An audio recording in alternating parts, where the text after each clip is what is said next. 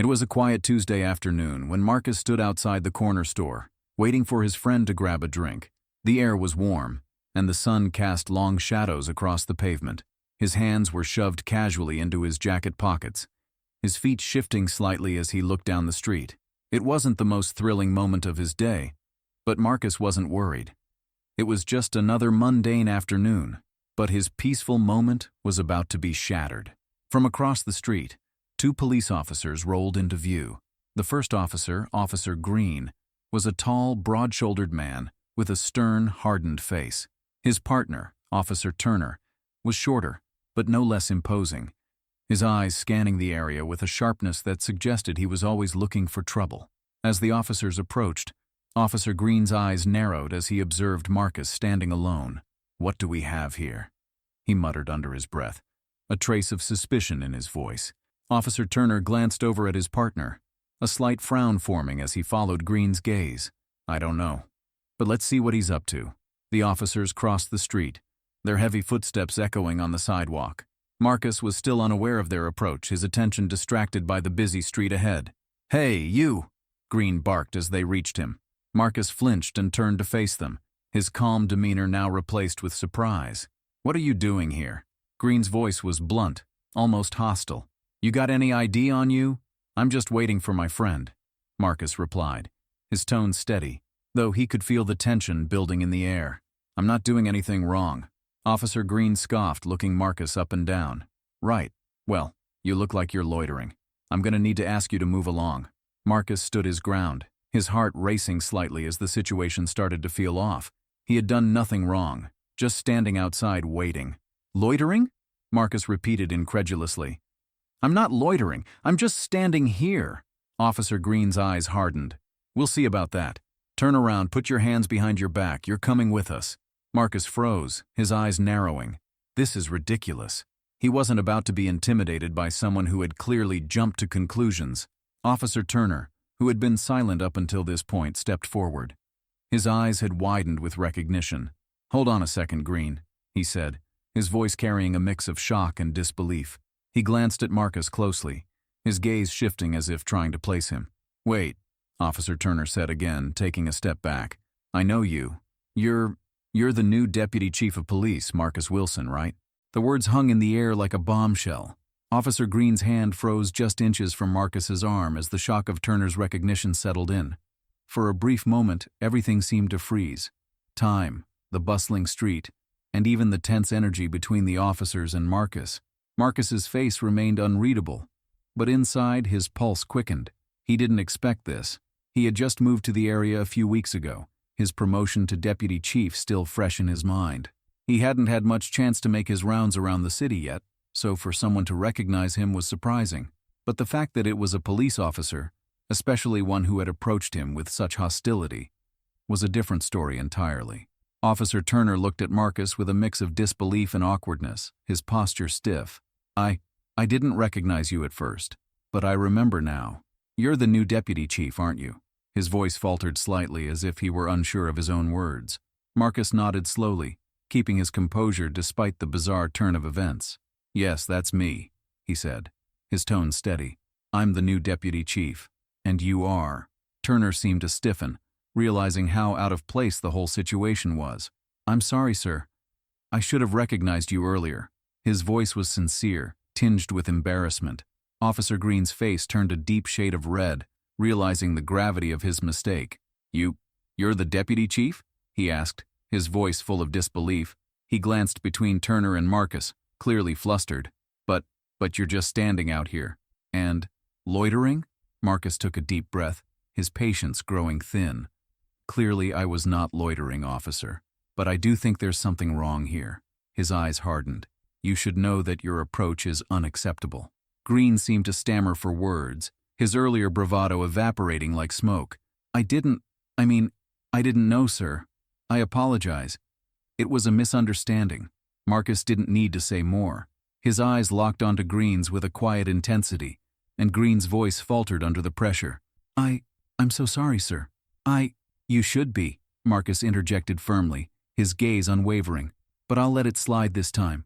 Next time, I expect better from you." Officer Green swallowed hard, still processing the situation, and nodded. "Yes, Deputy Chief. It won't happen again."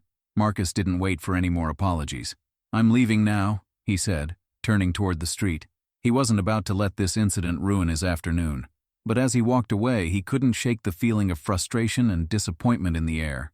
Turner stood silently, watching as Marcus disappeared around the corner. His face was flushed with a mix of embarrassment and guilt. He had recognized Marcus at the last moment, but the damage had already been done. Green stood next to him, his shoulders sagging with shame. "I can't believe I didn't realize who he was. I really messed that up, didn't I?" "Yeah," Turner replied, his voice low. "You did."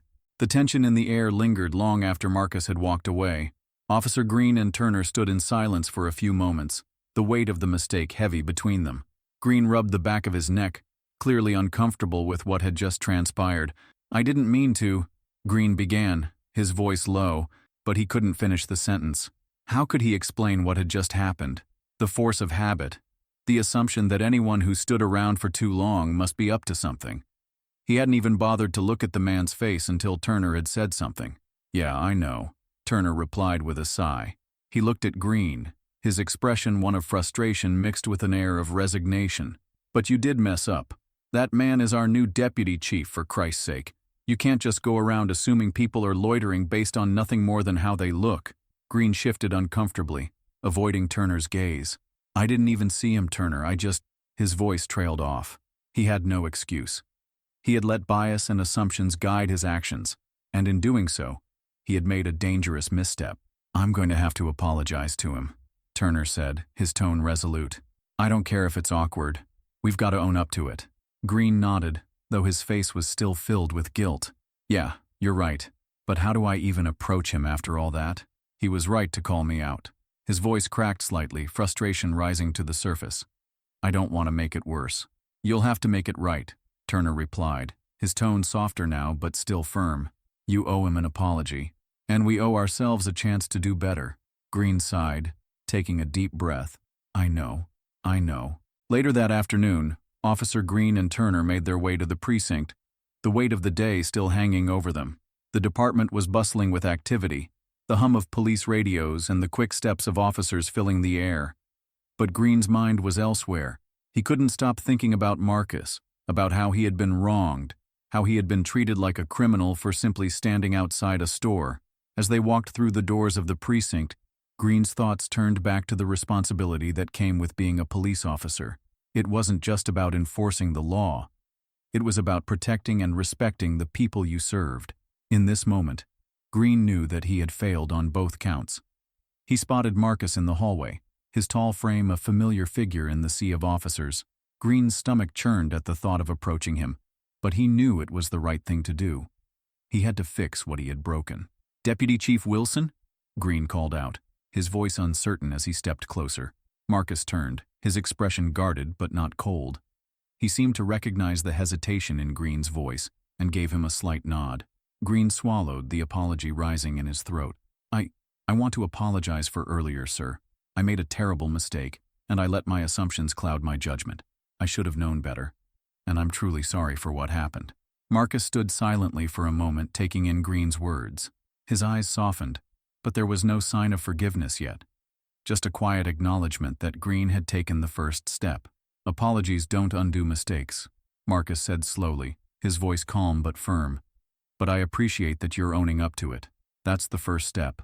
Green nodded, relieved that Marcus hadn't dismissed him outright. "It won't happen again, sir. I promise. I'll do better." Marcus studied him for a moment longer, then nodded in return. "I hope so," he said, his tone softer now. "Because I expect better from every officer here. And that includes you." With that, Marcus walked past Green and Turner, continuing down the hallway. Green stood there, a sense of relief mixed with a new understanding of the responsibility he carried as a police officer. It wasn't just about enforcing the law. It was about holding himself accountable always. Turner gave him a small approving nod. "You did the right thing," he said quietly. Green wasn't sure if he truly believed that yet. But he would. He had learned his lesson the hard way, and he knew he wouldn't forget it anytime soon. The following days brought a shift in the precinct. Word of the incident with Deputy Chief Marcus Wilson spread quickly throughout the department. Green had been humbled, and many of the officers who heard the story were reminded of the importance of vigilance, not just in their actions but in their assumptions. It wasn't just about avoiding mistakes. It was about preventing them in the first place. For Marcus, the incident became a quiet but potent reminder of the work that still needed to be done, both within the department and in the broader community. He was the deputy chief now, but the responsibility of leadership wasn't just about enforcing the law. It was about shaping a culture of respect, accountability, and fairness. A few weeks later, Green and Turner stood in the break room, having a casual conversation when Marcus walked in, his presence commanding yet calm. Without hesitation, Green stood up and approached him. "Deputy Chief," Green said, his voice steady, "I just wanted to thank you again for handling things the way you did. I learned a lot that day, and I'm doing everything I can to improve." Marcus nodded, his gaze thoughtful. "We all have work to do, Green, but we're here to learn and grow.